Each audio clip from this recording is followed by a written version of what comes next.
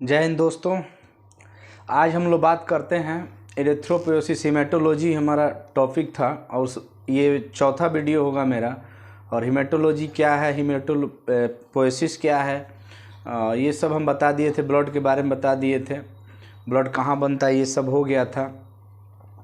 Basic components of blood ये भी हो गया था। आज हम लोग बात करेंगे इरेथ्रोसाइट्स की। तो इरेथ्रोपोएसिस जो टॉपिक है, तो इरेथ्रोपोएसिस मिस होता है, इरिथ्र मिस होता है रेड, और पोएसिस मिस होता है जनरेशन ऑफ या सिंथेसिस या जनरेशन ऑफ, यानी आरबीसी सेल्स का लाल रक्त कोशिकाओं का बनने की विधि को हम लोग इरेथ्रोपोएसिस कहते हैं। Formation of RBC cells is called erythropoiesis. तो इरेथ्रोपोएसिस को समझने से पहले उसकी एक प्रोसेस है, वही विधि है। पहले ये बनेगा, फिर ये बनेगा, ये बनेगा। जैसे बच्चा अगर जन्म लेता है, पहले बहुत छोटा न्यूबॉर्न बेबी, नवजात शिशु कहते हैं, फिर इन्फेंट होता है, इन्फेंट से वो चाइल्ड होता है, चाइल्ड से वो एडल्ट होता है, तो वो धीरे धीरे डेवलप होता है। सेम ऐसे ही ये आरबीसी जो है, ये जो इरिथ्रोसाइट्स है, जो लाल रक्त कणिकाएं, ये भी डेवलप होती हैं धीरे धीरे करके। कितना दिन में डेवलप हो जाती हैं? 6 से 7 दिन में। कहाँ पर डेवलप होती हैं? मेरी पिछली वाली वीडियो, इसके दूसरी वाली जो वीडियो थी उसमें हम बताए थे, हेमेटोपोएसिस वाली वीडियो आप देख सकते हैं। उसमें था फीटस से लेकर के और एडल्ट तक बताए थे कि बच्चा जब माँ के गर्भ में रहता है उसको फीटस कहते हैं, भ्रूण कहते हैं, एम्ब्रियो कहते हैं, उम्ब कहते हैं। वो उम्ब, फीटस या जो भी आप कह लीजिए, भ्रूण कह लीजिए, उसमें उसके योग सैक में बनता है। योग सैक से ही बच्चे को नरिशमेंट, पोषण मिलता है। यानी first organ of the human body is yolk sac होता है। और योग सैक में थैली, योग सैक माँ के गर्भ में बनता है। वो चौथे पाँचवें सप्ताह में अल्ट्रासाउंड में दिखाई देने लगता है, उसमें बनता है। तो फीटस का योग सैक में बनता है। फिर फीटस के ही, भ्रूण के ही, बच्चा जो पेट में है उसके लीवर और स्प्लीन में बनता है 2 महीना बाद। और फिर उसके बाद एडल्ट जब वो थोड़ा सा बड़ा हो जाता है, फुल टर्म हो जाता है, 9 महीना लगभग हो जाता है, तो उसके बोन मैरो में, हड्डी में, अस्थि मज्जा में उसके बनता है। ये सब बातें हो गई थी पहले। आज हम लोग बात करेंगे इरिथ्रोसाइट्स, आरबीसी के बारे में। आरबीसी बहुत इंपॉर्टेंट सेल है और फॉर्म्ड एलिमेंट हम बताए थे, कंपोजिशन ऑफ ब्लड। मेरी वीडियो अगर उसको डिटेल देखना है तो देख सकते हैं, वीडियो हम लिंक दे देंगे उसका डिस्क्रिप्शन बॉक्स में, उसमें आप देख लीजिएगा। तो कंपोनेंट्स या कंपोजिशन ऑफ ब्लड में 55% प्लाज्मा था, ठीक है। प्लाज्मा में ज़्यादातर पानी था, प्रोटीन था और अदर सॉल्यूट्स थे। जो 45% जो फॉर्म्ड एलिमेंट होता है, उस फॉर्म्ड एलिमेंट्स में मतलब बनाने वाला तत्व आरबीसी, डब्ल्यूबीसी और प्लेटलेट्स होते हैं। लाल रक्त कणिकाएं, श्वेत रक्त कणिकाएं और प्लेटलेट्स, ठीक है। आरबीसी, डब्ल्यूबीसी और platelets. RBC red blood cells ये सब होती हैं। तो सबसे ज़्यादा उस फॉर्म्ड एलिमेंट में जो 45%, उसमें 99.9% लगभग या 99% लगभग होता है आरबीसी ही केवल। माने कि सबसे ज़्यादा आरबीसी पाया जाता है। 0.1% या 1% मान लीजिए अबाउट दिस, लगभग प्लेटलेट्स और डब्ल्यूबीसी होता है। वाइट ब्लड सेल और प्लेटलेट्स होता है। तो आरबीसी का काम क्या है? आप सुने होंगे कि सब चीज़, आप समझिए, अपने कॉमन सेंस की बात है कि सब चीज़ बन गया है दुनिया में, सब पर रिसर्च हो गया। आपका ऑर्गन ट्रांसप्लांट हो जा रहा है, आपका बोन मैरो ट्रांसप्लांट हो जाता है, आपका हेयर नया लग जाता है, आपका लीवर नया दिया जाता है, किडनी नया लगा जाती है, हड्डी टूट गया तो हड्डी के लिए नट बोल्ट कस दिया गया, रॉड लगा दिया जाता है, सब चीज़ हो जाता है। किडनी फेलियर हो तो डायलिसिस पे पहुंचकर आप उसको टॉक्सिक मटेरियल को बाहर निकाला जाता है मशीन के द्वारा, डायलिसिस करके। सब चीज़ का लगभग उपाय है। लेकिन कभी सुने हैं कि ब्लड, बना हुआ ब्लड किसी को चढ़ाया गया है? चाइना में, चाहे और भी अदर कंट्री में इस पर रिसर्च हो सकता, मुझे जानकारी ना हो गया हो। आर्टिफिशियल ब्लड, कृत्रिम रक्त बन गया हो, I don't know about this, but ये अभी तक होगा। अपने कॉमन सेंस की बात है कि ब्लड कहीं भी, किसी को ब्लड की ज़रूरत जब पड़ती है, किसी को क्रोनिक बहुत पुराना बीमारी है, किसी को एक्सीडेंट हो गया, बहुत ज़्यादा ब्लड लॉगिंग हो गया, बहुत ज़्यादा ब्लड बह गया, तो आर्टिफिशियल ब्लड चढ़ाते तो है नहीं हम लोग क्या चढ़ाते हैं, अभी थोड़ी ना कि चाहिए उसमें से बना हुआ ब्लड दे दीजिए, एंटीबायोटिक जैसे खरीद देते हैं तो सुई दे दीजिए, वैसे बना हुआ ब्लड कभी चढ़ता है क्या? नहीं चढ़ता है। क्यों नहीं चढ़ता है उसका कारण आज हम बताएंगे, ठीक है। आगे वीडियो में जानने के लिए आगे वीडियो देखिए, पूरा स्किप नहीं कीजिएगा। अगर इससे रिलेटेड अच्छा लगता हो तो उसको आप देखिए, नहीं लगता हो टाइम पास नहीं करना, स्किप कर दीजिए, कोई दिक्कत नहीं है। अगर जानकारी आपको डिटेल में आरबीसी, एरिथ्रोसाइट्स, लाल रक्त कणिकाओं के बारे में, कोशिकाओं के बारे में जानना है तो ये वीडियो पूरा देखिएगा, ठीक है। तो एरिथ्रोसाइट्स या रेड ब्लड सेल्स, पहले एरिथ्रोसाइट्स को हम लोग तोड़ते हैं।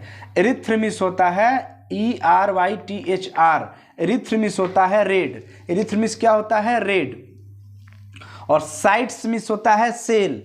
तो और ये किसका सेल है? ब्लड का, ठीक है। बनता कहाँ पर है? ये बोन में, ठीक है। अगर एडल्ट की बात करें, वयस्क मनुष्य, बड़ा मनुष्य के जब 8 साल 10 साल हो जाता है तब एडल्ट ऐसे तो कानूनी रूप से 21 साल है, लेकिन अगर बायोलॉजिकल भाषा में 7 साल 8 साल 10 साल में रेड बोन मैरो पूरा मैच्योर हो जाता है, एक्टिव हो जाता है।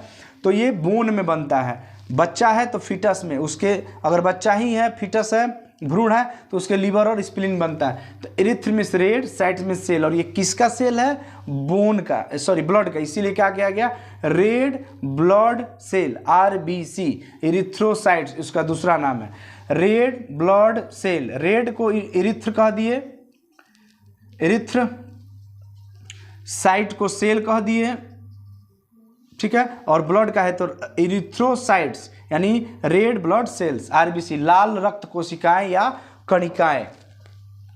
अब इसके बारे में थोड़ा सा जानते हैं। RBC ये S है। RBC क्यों लिखा जाता है? बहुत मिलियन की संख्या में होता है। RBC are circular, circular means RBC गोलाकार होते हैं, गोलनुमा इसकी संरचना होती है ऐसे, ठीक है। बाईकॉनकेव, बाईकॉनकेव आप अवतल लेंस उत्तल लेंस पढ़े होंगे। एक लेंस होता है ये और एक लेंस होता है ये दोनों एरिया इसका खाली रहेगा इस तरह ऐसे। ये क्या है? ये खाली हुआ संरचना क्या है? कॉनकेव है, ठीक है। और उभारनुमा संरचना ऐसे दोनों ओर, ये कॉन्वेक्स है। ये क्या है? कॉन्वेक्स लेंस है। और ये कॉनकेव है, केव, ये कॉनकेव लेंस है और ये कॉनकेव है। क्यों? क्योंकि इसकी दोनों क्या है? और दो है, दो ऐसे है खाली स्थान, इसलिए क्या कह दिया गया? By means 2, try means 3, tetra means 4, लगाते हैं हम लोग केमिस्ट्री में। पेंटा मीन्स 5, हेक्सा मीन्स 6। उसी तरह बाई है और 2 कॉनकेव है, एक ये है और एक ये है, तो इसीलिए कहा गया बाई कॉनकेव होता है। इसका शेप कैसा होता है? By concave. ठेकुआ भोजपुरी में हम लोग बनता है अपने बिहार यूपी में, तो ऐसे लीजिए सॉरी, ये लीजिए, आटा का लोई लीजिए और उसको गोल गोल कर करके बीच से दबा दीजिए, उभर जाएगा, दोनों तरफ चपटा ऐसे हो जाएगा ठेकुआ जैसा। उसी को हम लोग क्या कहते हैं? बाई कॉनकेव हो गया, ठीक है।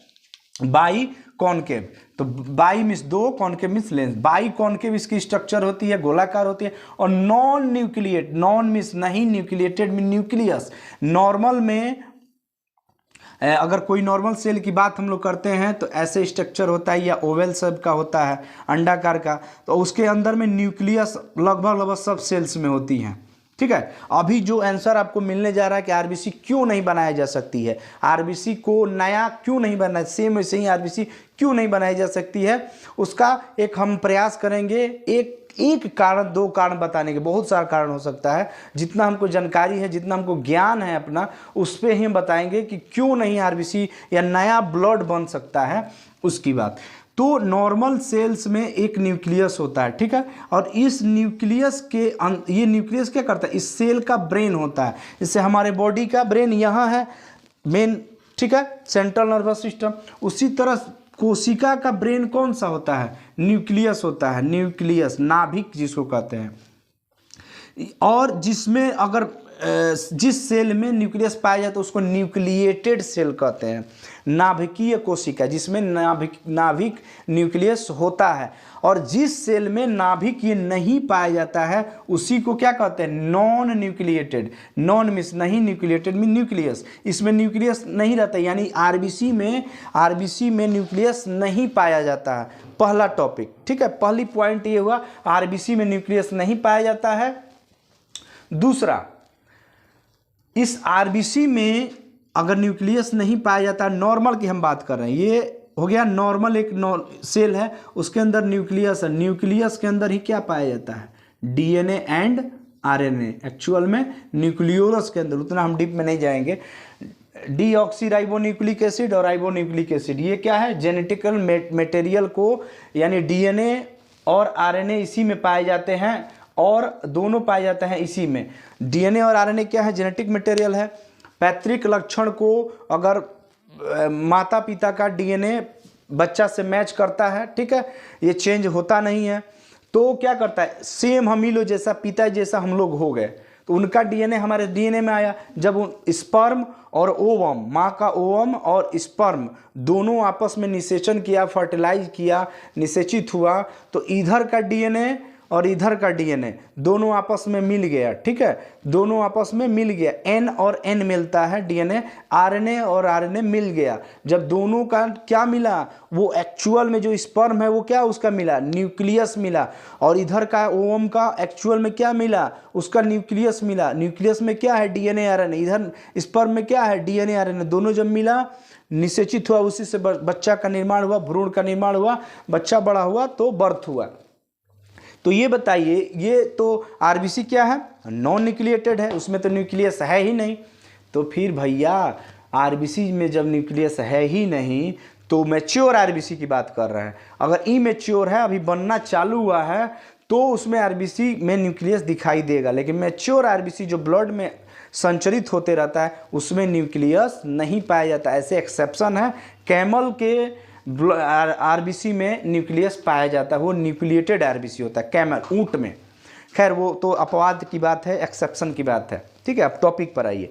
तो जब आरबीसी में न्यूक्लियस नहीं है, न्यूक्लियस में डीएनए और आरएनए पाया जाता है, तो सेम क्या वैसे बनाया जा सकता है आरबीसी? हम लोग के माता पिता से स्पर्म और ओवम आया, निषेचित हुआ, और वो इनका डीएनए और इनका आरएनए, इनका आरएनए, इनका डीएनए मैच करके फिर एक नया हम लोग का ये जनरेशन हुआ। तो हम लोग सेम उन्हीं जैसा मिले, थोड़ा नाक बू, किसी माई के बबुआ का, तो बबुआ भइल बा, देखा ना बाबूजी जी के नाक ले ले बा, देखा अपना माई पे पड़ल बटे, गोर बा, आ कहीं बाबूजी गोर, माई करिया, अब माइयो करिया, बाबू जी करिया, आ बेटा हो गए गोर, तब तो दिक्कत हो जाई, ठीक बा। तो मैच कराता है लोग डीएनए आरएनए। तो सेम चीज़ यही है, प्रोसेस है। एक छोटा सा टॉपिक है कि डीएनए आरएनए न होने की वजह से न्यूक्लियस नहीं है, तो डीएनए आरएनए नहीं है। जब डीएनए आरएनए नहीं है, तो सेम वैसे ही आरबीसी कैसे बन सकता है? आरबीसी इसीलिए नहीं बनाया जा सकता है, ठीक है, ये चीज़ है, ठीक। अच्छा, बाइकॉनकेव, थोड़ा सा इसको हम लोग बहुत इंपॉर्टेंट, नीट में बहुत बार पूछा, AIPMT में भी पूछा है क्वेश्चन कि बाइकॉनकेव, ये जो बाइकॉनकेव है, ऐसे ऐसे ऐसे ऐसे ऐसे है, ये जो एरिया है ये क्या है, इतना है, इसका बाइकॉनकेटिविटी, ये बहुत बड़ा क्वेश्चन आया है, बहुत बार पूछा है MBBS वाले एग्जाम में कि बाइकॉनकेव होने के कारण क्या है। तो बाइकॉनकेव होने का कारण ये है कि एरिया ज़्यादा मिल जाता है, हीमोग्लोबिन जो होता है इसके अंदर, जो हीमोग्लोबिन आगे बताएंगे, वो ऑक्सीजन इसमें ज़्यादा चिपकता है। अगर ये उभार नुमा संरचना, तो ये चिपकने के लिए क्या है, कम है, और ये इसमें ज़्यादा ना भर सकते हैं पानी। मान लीजिए इसमें है, अब आपको कहा जाए कि इस पर पानी भरिए, तो यहाँ से पानी गिरेगा, गिर जाएगा, लेकिन अगर इसमें है पानी भरिएगा तो थोड़ा बहुत तो आ ही जाएगा, 20-30 ml। तो ये एरिया क्या है, ज़्यादा है चिपकने के लिए। किसको चिपकना है? ऑक्सीजन को। आरबीसी का मेन काम क्या है, आगे हम बताएंगे, ठीक है। तो आरबीसी यार सर्कुलर, गोलाकार, बाइकॉनकेव होता है। बाइकॉनकेव में भी, बाइकॉनकेव होने के कारण ही ऑक्सीजन मोर बहुत ज़्यादा इसमें चिपकता है। ये बहुत बड़ा इंपॉर्टेंट क्वेश्चन है। उसके बाद नॉन न्यूक्लिएटेड, इसमें कोई न्यूक्लियस नहीं होता है, लिखा भी हुआ है do not contain nucleus. Contain means रखता है, न्यूक्लियस मीन्स नाभिक, इसमें कोई न्यूक्लियस नहीं रहता। एंड ऑल्सो नॉट कंटेन्स, और भी नहीं रहते हैं, राइबोसोम्स, माइटोकॉन्ड्रिया, सेंट्रियोल्स। एक कारण बताए कि आरबीसी के अंदर न्यूक्लियस नहीं रहता है, नॉन न्यूक्लिएटेड रहता है। जब न्यूक्लियस नहीं रहेगा तो क्या नहीं रहेगा, डीएनए और आरएनए सेम वैसे ही आरबीसी नहीं बनाया जा सकता, ये कारण हो सकता है। इसीलिए हमको कहीं ना कहीं से ब्लड की ज़रूरत पड़ती है, या ब्लड बैंक में जा कर के हम लोग एक्सचेंज कराते हैं। सेम अगर ब्लड ग्रुप नहीं मैच किया तो हम लोग दूसरा एक ग्रुप वाला है तो हम लोग ब्लड बैंक में दे दिए, अब देना है बी ग्रुप वाले को तो हम लोग दे देते हैं, भैया हम ये लीजिए, हमारा ए ग्रुप का 1 यूनिट में 350 ml मिलीलीटर ब्लड होता है। जब हम लोग दे देते हैं तो हमको सेम बी ग्रुप चढ़ाना रहता था, चढ़ाने की ज़रूरत थी, मांग थी, बी ग्रुप हम लोग को ला दे देता है। अगर डायरेक्ट आपको देना है, मैच कर गया आपका ब्लड ग्रुप डोनर और रिसेप्टर से, ग्राही और दाता से, तो फिर आप दे सकते हैं, कोई दिक्कत नहीं है। तो आप आर्टिफिशियल नहीं चला सकते हैं। अब आगे बहुत रिसर्च हो चुका होगा, कहीं हम नहीं जानते, या होने वाला होगा, तो वो तो बहुत, जब लोग चांद पर चले जा रहे हैं तो ये क्या चीज़ है। नॉट कंटेंट्स, अगर आरबीसी जिस दिन बन गया, भगवान के केहू मनबो ना करी, इहो बात बा, ये सच्चाई बात बा। मानने वाला मानेंगे, बुरा नहीं मानिएगा, सॉरी, मानने वाला मानेंगे, नहीं कहे आरबीसी अब हम बुढ़ाएँ, तुरंत जाएगा कि तनी 2 बोतल आरबीसी चढ़ा देता हमरा के, पट से हम तैयार हो जाए। फिर 120 दिन इसका लाइफ स्पॉन रहता है, आरबीसी 120 दिन बाद खत्म हो जाता है। 120 दिन बाद पैसा वाला पार्टी हो जाए, जाके चढ़ाते रहेगा आरबीसी, एकदम जवान टनाटन रहेगा। अभी हम तो 20 बरस के हैं आदमी, ठीक है। तो यही अभी तक नहीं बना है। Also not contains ribosome, ribosome normal cell में, न्यूक्लियस भी नहीं पाया जा रहा है इसमें, नॉर्मल सेल में राइबोसोम पाया जाता है, न्यूक्लियस के ही अंदर होता है। और राइबोसोम में क्या होता है, प्रोटीन सिंथेसिस होता है, प्रोटीन बनता है। प्रोटीन इसमें नॉट कंटेन, नहीं पाया जा रहा है, राइबोसोम नहीं पाया जाता। राइबोसोम जब नहीं है तो प्रोटीन सिंथेसिस, प्रोटीन का निर्माण नहीं होगा। जब प्रोटीन नहीं बनेगा तो ग्रोथ फैक्टर है प्रोटीन, वृद्धि का कारक है, वृद्धि हमारा बॉडी बढ़ता है, बढ़ाने में मदद करता है, ठीक है। तो वृद्धि उसका होगा ही नहीं आरबीसी का। माइटोकॉन्ड्रिया, एनर्जी बनता है, तो फिर कहेगा इसको भी तो एनर्जी मिलता होगा। जी, एनर्जी मिलता है, इसको एटीपी के रूप में दूसरे सेल्स देते हैं एनर्जी।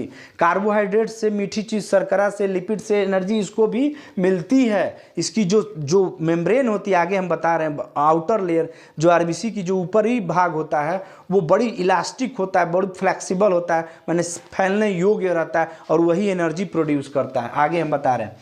तो डू नॉट कंटेन, और भी नहीं रहता है, राइबोसोम भी नहीं रहता है, माइटोकॉन्ड्रिया। सेंट्रियोल बड़ी इंपॉर्टेंट है। सेंट्रियोल क्या होता है, बीच में होता है, और ये विभक्तिकरण का मेन सेंटर होता है। यानी कि ये जब डीएनए और आरएनए जब जेनेटिक पढ़ेंगे तो सेंट्रियोल क्या, स्पिंडल फाइबर बनता है ऐसे। और ये जैसे आपको हम समझाने के लिए, ये एक सेल है अभी, ठीक है। अब इस सेल को, अब ये मान लीजिए सेल यही एक सेल है, अब विभक्तिकरण हुआ बीच से, यहीं से बंटने लगेगा। ये सेल बीचों बीच, यहाँ सेंट्रियोल से, ये सेंट्रियोल है, और बीचों बीच बढ़ करके सेम आधा आधा बढ़ जाएगा, एक और सेल बन जाएगी और एक और सेल बन जाएगी, ठीक है। तो ये जो बंटने का, जो विभक्तिकरण 2 भाग में, एक ही सेल 2 भाग में बढ़ता है, उसको क्या कहते हैं, उस जगह को सेंट्रियोल। तो सेंट्रियोल जब रहेगा ही नहीं तो आरबीसी सेम वैसे बनेगा क्या, नहीं बनेगा, विभाजन उसका होगा ही नहीं, ठीक है, ये चीज, ठीक। एरिथ्रोपोएसिस, एरिथ्रोपोएसिस आगे हम अगला टॉपिक हो। Erythropoiesis means erythro means are red, poiesis means generation of, यानी कि रेड ब्लड सेल्स बनने की विधि को ही हम लोग कहते हैं एरिथ्रोपोएसिस या poiesis. Formation of RBC is called erythropoiesis. RBC का बनना माने लाल रक्त कणिकाओं का बनने इज मिस है, कॉल्ड मिस कहा जाता है एरिथ्रोपोएसिस। लाल रक्त निर्माण, लाल रक्त कोशिकाओं के निर्माण कहाँ होती है, फॉर्मेशन ऑफ आरबीसी को ही हम लोग लाल रक्त एरिथ्रोपोएसिस कहते हैं। एरिथ्रोपोएसिस अकर्स एरिथ्रोपोएसिस जो होती है ये अकर्स में पाए जाते इन योग सैक, हम बताए थे। इसके अगर पूरा डिटेल देखना है तो मेरी हिमेटोपोएसिस वाली वीडियो देख लीजिएगा, उसमें डिटेल, यहाँ हम डिटेल नहीं बताएंगे, वीडियो बहुत लंबा हो जा रहा है। Erythropoiesis occurs in yolk sac of foetus. Erythropoiesis start कहाँ से होता है, माँ के गर्भ में जो भ्रूण रहता है उसके योग सैक से होता है। फीटस, योग सैक ऑफ फीटस, भ्रूण के योग सैक में बनता है, कहाँ से, 5 सप्ताह से 2 महीने तक। फिर लीवर और स्प्लीन में भ्रूण के ही बनता है आफ्टर 2 मंथ टू 5 मंथ, 2 महीने के बाद 2 से 5 महीने तक बनता है। लीवर और स्प्लीन में बनता है, जिसको हिपैटिक स्टेज भी कहते हैं। और 5 महीने के बाद और एडल्ट तक कहाँ बनता है, बोन मैरो में बनता है, लाल अस्थि मज्जा में बनता है, ठीक है। रेड बोन मैरो में, आरबीएम जिसको शॉर्ट में कहते हैं, red bone marrow. A mature RBC formed with in 5 to 7 days. एक आरबीसी जो अगर मेच्योर होने में, एक आरबीसी को आज 1 तारीख है, आज खत्म हो गई आरबीसी, तो कितना दिन बाद बन जाएगी? 5 से 7 तारीख तक वो एक बन जाएगी आरबीसी।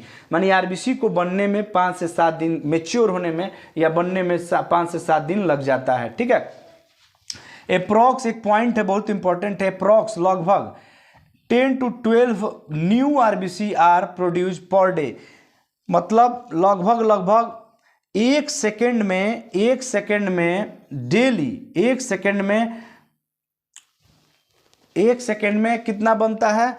लगभग 2 से 3 मिलियन बनता है पर सेकेंड। 2 से 3 मिलियन मतलब 1 मिलियन मतलब 10 लाख, यानी 20 लाख से 30 लाख पर सेकेंड बनता है आरबीसी। याद रखिएगा, सेकेंड, मिनट भी नहीं। यानी कि अगर एक दिन की बात की जाए तो लगभग वो 170 से 260 बिलियन आरबीसी डेली बनता है। इतना इसकी ज़रूरत है, ठीक है, क्योंकि हर ऑक्सीजन इतना आ रहा है, आगे हम बता रहे हैं, और ऑक्सीजन को कैरी करने में यही आरबीसी की हीमोग्लोबिन काम करती है। तो एक दिन में लगभग 2 से 3 मिलियन पर सेकेंड बनता है। अगर दिन की बात कर दी जाए तो लगभग वो कैलकुलेशन है अबाउट दिस 170 से 260 बिलियन पर डे आरबीसी का निर्माण होता है एडल्ट में, ठीक है। ये एक पॉइंट था। 5 से 7 दिन में ये बन जाता है। RBC membrane is composed of glycolipid and glycoprotein.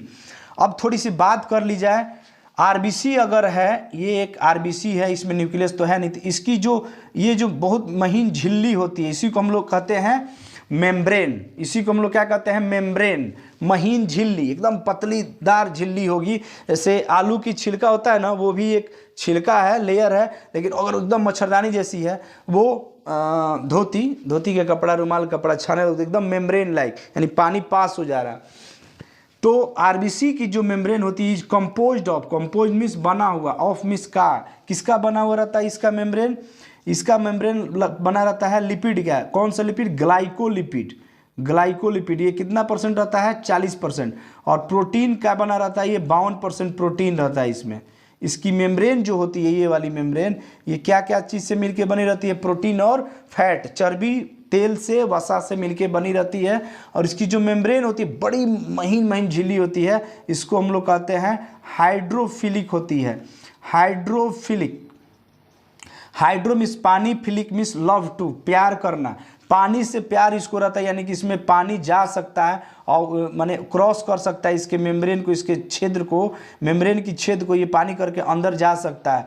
चिपका हुआ रहता है, ऐसे बाइकॉन्केव रहता है। अगर पानी वाले में आप डाल दीजिएगा, एकदम डाइल्यूटेड वाले पानी में डाल दीजिएगा, तो ये क्या हो जाएगा? आरबीसी बर्स्ट हो जाएगा, पानी उसके अंदर क्या हो जाएगा? चल जाएगा। अभी चिपका हुआ है और जब चला जाएगा तो वो फट जाएगा, ठीक है। तो इसकी जो मेम्ब्रेन होती है वो ग्लाइकोलिपिड और ग्लाइकोप्रोटीन की बनी रहती है। और ये इसमें मात्रा, जो मेम्ब्रेन होती है वो ग्लाइकोलिपिड 40% रहता है, प्रोटीन 52% और 8% आपका बना रहता है इसका लेयर जो मेम्ब्रेन, वो कार्बोहाइड्रेट, मीठी चीज़, शर्करा का बना हुआ रहता है। ये एक इंपॉर्टेंट पॉइंट है। कोई पूछ दे क्या चीज़ का बना रहता है इसका आरबीसी का मेम्ब्रेन, जो ऊपर वाली झिल्ली होती है, बोलिएगा आउटर लेयर जो होती है वो 3 चीज़ से मिलकर बनी रहती है, ग्लाइकोलिपिड, प्रोटीन और कार्बोहाइड्रेट। ग्लाइकोलिपिड मतलब लिपिड, चर्बी से, जो कि 40% पाया जाता है। ग्लाइकोप्रोटीन, प्रोटीन का बना रहता है वो जो 50% पाया जाता है, और 52% और 8% लगभग मीठी चीज़ कार्बोहाइड्रेट्स के मिलके ये बना रहता है। इसकी जो मेम्ब्रेन होती है, आउटर लेयर जो होती है, उस पर वो हाइड्रोफिलिक होती है, यानी कि उसमें पानी अंदर जा सकता है। और अगर अंदर चला जाता है, ज़्यादा हाइपोटेनिक वाले सॉल्यूशन में अगर पानी में डाल दीजिए, जैसे किशमिश से पिचका रहता है उसको डाल दीजिए, अंदर का वॉल्यूम कम, बाहर का वॉल्यूम ज़्यादा है, जब डालिएगा डिफ्यूजन होगा, डिफ्यूजन हो जाएगा, किशमिश क्या हो जाएगा? खीर में नहीं डालते हैं, फूल जाता है, खीर में किशमिश डालने फूल जाता है, क्या हुआ? उस बाहर का पानी किशमिश में अंदर चला गया, वो फूल गया, बहुत ज़्यादा खौला दीजिएगा, बहुत ज़्यादा पानी चला गया, फट जाएगा। सेम वैसे ही आरबीसी का काम है, ठीक है। ये चीज़ उसके आउटर लेयर पे एक ग्लाइकोन प्रोटीन होती है जिसको हम लोग एंटीजन कहते हैं। बड़ी इंपॉर्टेंट चीज़ है एंटीजन, ये भी नीट का क्वेश्चन है। एंटीजन कहाँ पर पाया जाता है? आरबीसी के आउटर सरफेस पे चिपका रहता है एंटीजन। एंटीजन क्या होता है? एंटीजन हमारे शरीर में पाया जाता है जो कि एंटीबॉडी के अगेंस्ट काम करता है, उसके विरोध में काम करता है। जैसे कोई बैक्टीरिया आया, कोई वायरस आया, कोई पैरासाइट्स, कोई प्रोटोजो आया, वो क्या लेके आया? एंटीबॉडी, या वो एंटीजन लेके आया, तो इधर से क्या बनेगा? एंटीबॉडी। एंटीजन और एंटीबॉडी इंट्रैक्शन होगा, एक दूसरे में लड़ाई हो जाएगा, तो फिर आपकी इम्यूनिटी तंदुरुस्त रहेगी। ठीक है? या आपके ऊपर में तरह तरह की बीमारी, जैसे कोई इन्फेक्शन करने वाला आ गया एलर्जेंट। एलर्जेंट क्या है? एंटीजन, आपके अंदर एंटीबॉडी बना, एंटीजन और एंटीबॉडी में इंट्रैक्शन हुआ, एलर्जी पूरा देह में खजुआ खुजली हो जाए। ठीक है? तो वो एंटीजन कहाँ पाया जाता है? ये मेन पॉइंट था आरबीसी के आउटर लेयर पर। कलर आरबीसी का क्या रहता है? Red. RBC are red in colour due to presence of haemoglobin. तो बच्चा जानता है कि लाल आरबीसी का ब्लड का कलर लाल होता है, और लाल आरबीसी के वजह से होता है। आरबीसी में भी किसके वजह से? हीमोग्लोबिन के वजह से। हीमोग्लोबिन जिसको शॉर्ट में HB भी लिखते हैं, HB, हीमोग्लोबिन के वजह से होता है। हीमोग्लोबिन में मेनली किसके वजह से होता है? हीम के वजह से, HEM, हीमोग्लोबिन। ग्लोबिन जो है, हीमोग्लोबिन दो शब्द से मिलकर बना। हीम मिस होता है कलर पिगमेंट, ये रंगा पदार्थ होता है, यानी कौन सा कलर? लाल होता है। ग्लोबिन जो होता है वो प्रोटीन होता है, ग्लाइकोप्रोटीन होता है, वो एक अलग चीज, वो प्रोटीन होता है। ठीक है? तो हीमोग्लोबिन टूट जाता है मेनली, और क्या बन जाता है?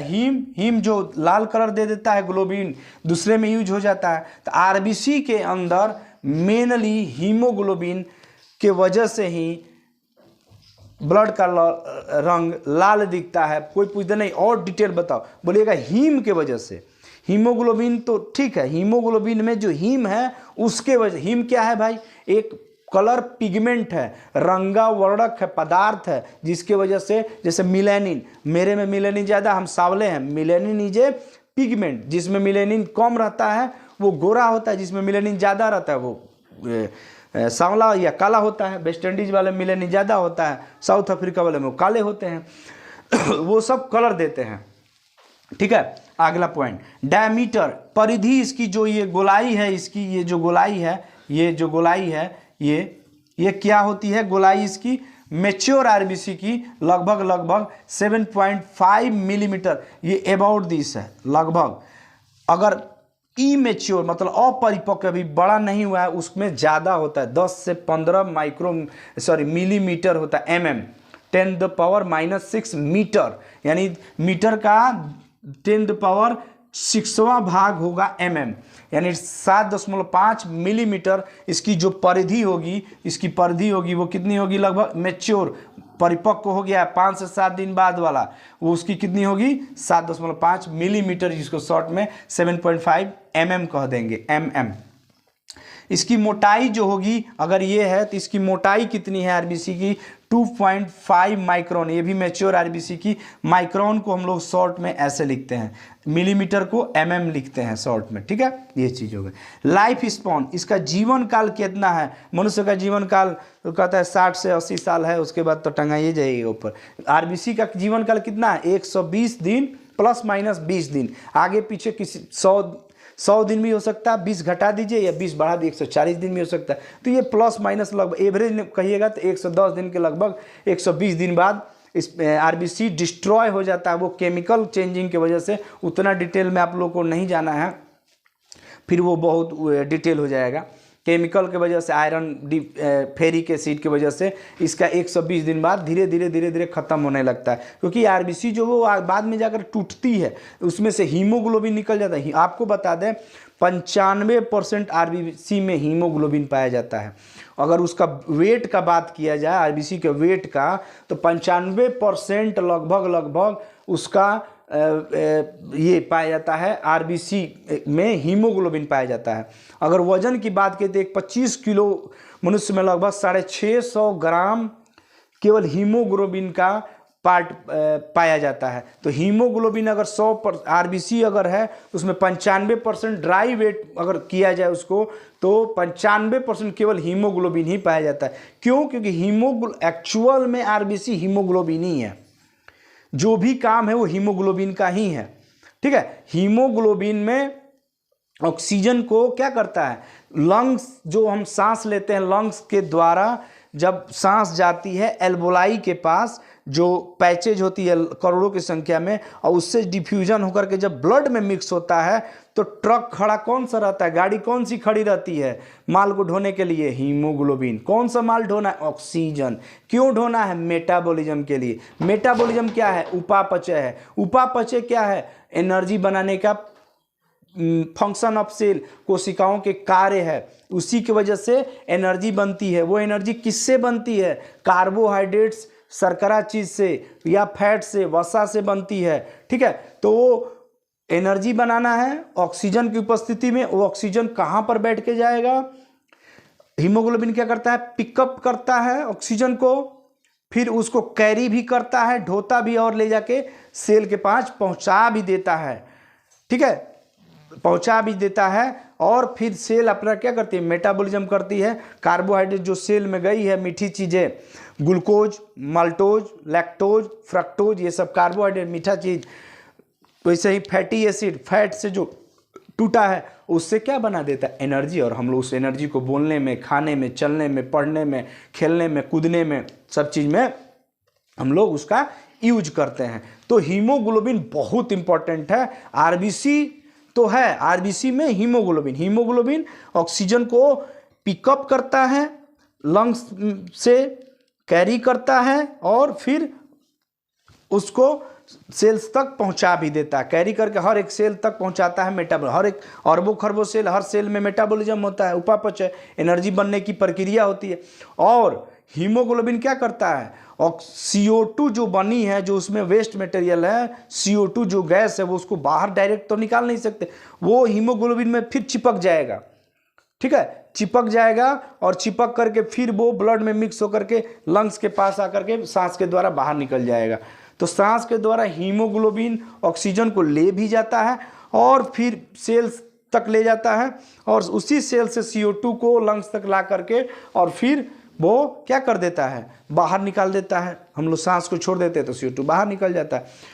हीमोग्लोबिन सबसे ज्यादा चिपकता ऑक्सीजन से, तो चिपकता ही। अगर CO है, कार्बन मोनोऑक्साइड, यहाँ बहुत टॉपिक की बात है, जो स्मोकिंग वाले भाई साहब लोग हैं उनमें बड़ी, गजेड़ी वाले में और इस सब में बड़ी हीमोग्लोबिन बढ़ के आता है। एक नॉर्मल है, माने नॉर्मली बढ़ के आएगा, अब जरूरी है कि सब में आए। अगर स्मोकिंग, क्यों, क्योंकि जो CO ले रहे हैं आप, कार्बन मोनोऑक्साइड, वो क्या होता है, हीमोग्लोबिन से ऑक्सीजन की तुलना में, उसके कंपैरिजन में 200 टाइम, ये भी नीट का क्वेश्चन है, 200 टाइम्स ज़्यादा चिपकता है। यानी कि एक मॉलिक्यूल अगर हीमोग्लोबिन का चिपक रहा है, ऑक्सीजन का मॉलिक्यूल हीमोग्लोबिन से एक चिपकेगा, तो अगर CO आप टाने हैं, CO कार्बन मोनोऑक्साइड, धुआं, सिगरेट लिए हैं, वो चिपकेगा 200 उसके मॉलिक्यूल, 200 उसके अणु चिपकेंगे हीमोग्लोबिन से। और जब हीमोग्लोबिन आएगा तो जांच करेंगे, अरे तो हमारा हीमोग्लोबिन ठीक है, लेकिन धैले बाऊंगा ऐसे ऐसे खांसी भइल बा, लेकिन एकदम सुखटाइल बन। क्यों? क्योंकि वो हीमोग्लोबिन को ले जाना था क्या, ऑक्सीजन। क्यों? मेटाबॉलिज्म के लिए। मेटाबॉलिज्म क्यों होना था, एनर्जी बनाने के लिए। अभी आप क्या ले रहे हैं, CO जाएगा, वहाँ एनर्जी बनेगा क्या, नहीं बनेगा, कमजोरी होगा। ठीक है, तो लाइफ स्पान इसकी 120 दिन प्लस माइनस 20 दिन होता है। 120 दिन बाद RBC destroy in reticulo endothelial system of spleen. 120 दिन बाद स्प्लीन में, या हिंदी में प्लीहा या तिल्ली में जा करके नष्ट हो जाता है। ठीक है, इसीलिए स्प्लीन को हम लोग ग्रेव यार्ड ऑफ बॉडी कहते हैं, या blood bank, graveyard of body. कब्रगाह कौन सा होता है हमारे शरीर का, spleen. Glycoproteins present on RBC surface is called antigen. Antigen की बात बता दी है। ग्लाइकोप्रोटीन जो आरबीसी के सरफेस में पाया जाता है उसी को एंटीजन होता कहते हैं। ठीक है, amount of total blood cells RBC 99.9% पाया जाता है आरबीसी हमारे ब्लड में। फॉर्म्ड एलिमेंट का, अगर फॉर्म्ड एलिमेंट में डब्ल्यूबीसी, आरबीसी और प्लेटलेट्स में 99% केवल यही पाया जाता है, और बाद बाकी जो रहता है वो 0.1% या अबाउट दिस 1% के लगभग डब्ल्यूबीसी और पीएलटी, प्लेटलेट शॉर्ट में पीएलटी लिखते हैं, प्लेटलेट्स पाया जाता है। About 90%, 95% of the dry weight of a RBC is due to hemoglobin। RBC के 95% ड्राई वेट अगर किया जाए तो वो केवल भार होता है हीमोग्लोबिन के, ड्यू टू मतलब के कारण, ये हम बता दिए।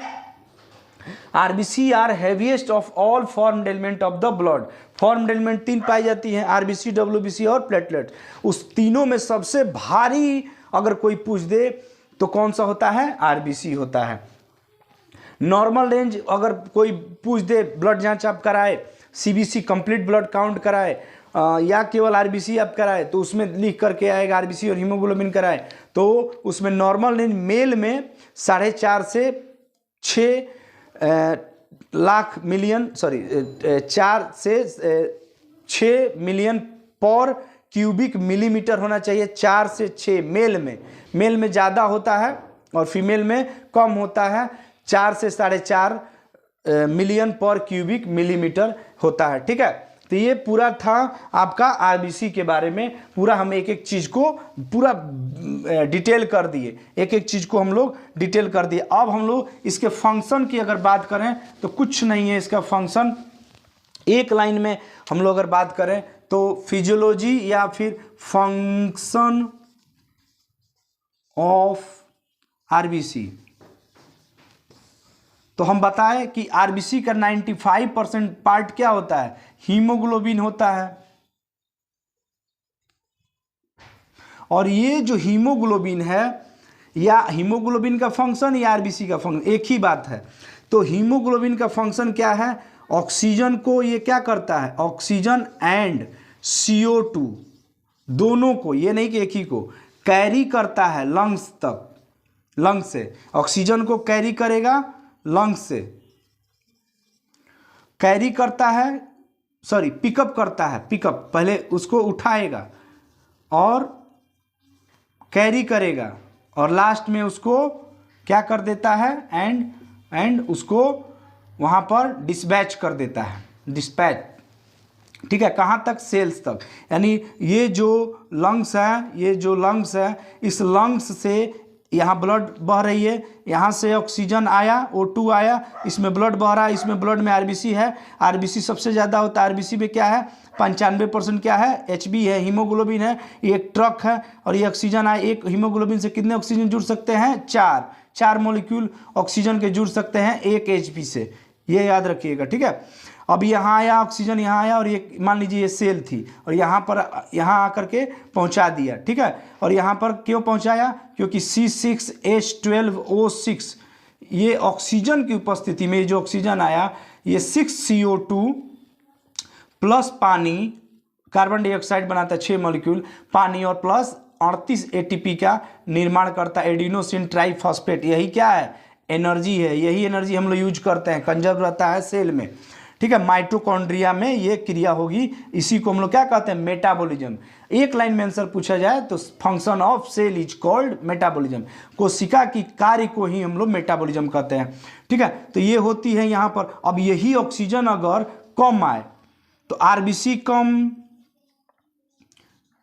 तो हीमोग्लोबिन कम, हीमोग्लोबिन कम तो ऑक्सीजन कम, ऑक्सीजन कम तो क्या होगा?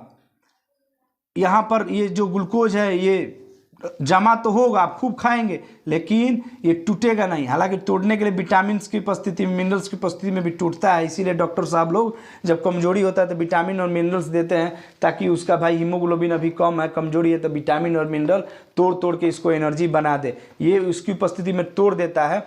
लेकिन अगर नेचुरली बात की जाए तो ये ऑक्सीजन की उपस्थिति में ये टूटता है। ये आपको समझाने के लिए, बहुत सारा फैक्ट है इसमें, लेकिन ये समझाने के लिए ऑक्सीजन की हीमोग्लोबिन। तो आरबीसी का मेन काम क्या है? आरबीसी 90% हीमोग्लोबिन पाया जाता है और उस हीमोग्लोबिन का काम है ऑक्सीजन को पिकअप करना, कैरी करना और डिस्पैच करना to the cell, and also pick up CO2, ये जो CO2 बना है इसको बाहर निकलना है क्योंकि जहरीली गैस है carbon dioxide. Pickup CO2 carry pickup CO2 sorry also CO2 pickup या pickup carry and dispatch CO2 from cell, कोशिका से, और कहाँ तक, अब सेल से जाएगी कहाँ, लंग्स के पास, ये ब्लड में मिक्स हो गई और लंग्स के द्वारा, सांस के द्वारा बाहर CO2 आ जाएगा। तो मेनली इसका यही काम है। और जिसमें RBC कम उसमें हीमोग्लोबिन कम, जिसमें हीमोग्लोबिन कम उसमें बहुत सारे की एनीमिया हो जाएगा, क्योंकि हीमोग्लोबिन के कमी को ही हम लोग एनीमिया होता है। एनीमिया बहुत प्रकार की होती है, एप्लास्टिक एनीमिया, माइक्रोसिटिक एनीमिया, बहुत प्रकार की एनीमिया होती है। तो आज के लिए बस इतना ही है होगा। अगला हम लोग जो बात करेंगे वो होगा एरिथ्रोपोएसिस के बारे में। एरिथ्रोपोएसिस मतलब फॉर्मेशन ऑफ आरबीसी कैसे बनता है, उसकी एक एक स्टेप को हम लोग देखेंगे, ज़्यादा वो भी बड़ा नहीं, ये मेन था आरबीसी बताना। अच्छा, इसके अगर ब्लड जांच की बात करा जाए, ब्लड जांच की बात की जाए तो कौन सा जांच हम लोग कराएंगे, CBC कंप्लीट ब्लड काउंट कराएंगे, जिसमें आरबीसी और नॉर्मल रेंज हम बताए मेल में 4.5 से 6 मिलियन पर सेल्स क्यूबिक mm होता है। अगर यूनिट चेंज हो जाएगा तो वो भी मात्रा भी चेंज हो जाएगी। और फीमेल में थोड़ा सा कम होता है। फीमेल में कम क्यों होता है, क्योंकि आगे हम बता देंगे, जब इरिथ्रोपोएसिस पढ़ाएंगे तब बताएंगे क्यों कम होता है। जैसे एस्ट्रोजन हार्मोन जो निकलता है, फीमेल हार्मोन होता है, उसके वजह से भी इरिथ्रोपोएसिस आरबीसी बनने की विधि कम होती है। अगर वीडियो अच्छा लगा हो तो लाइक कीजिएगा, सब्सक्राइब कीजिएगा। बहुत बहुत धन्यवाद। मस्त रहिए, व्यस्त रहिए। Thank you.